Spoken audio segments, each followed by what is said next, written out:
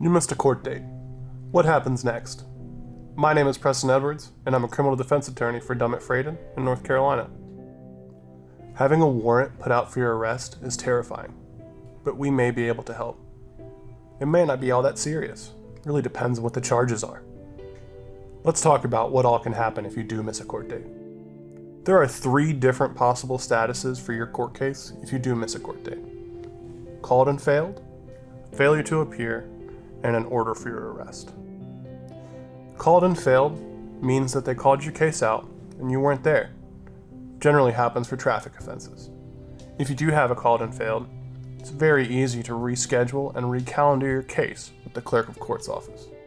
If your case remains in called and failed for too long, it can be sent to the DMV for a suspension of your license as a failure to appear. Now, a failure to appear is a bit more serious than a called and failed. You'll have to have a document that you can get from the clerk's office, signed by the district attorney, and then recalendar and reschedule your case.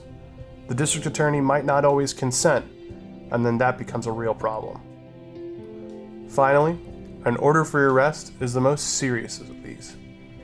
If an order for arrest is issued, that means you've failed to appear for your court case. In order to resolve this order for arrest, you may need the help of an attorney, who would have to go talk to the DA and the presiding judge.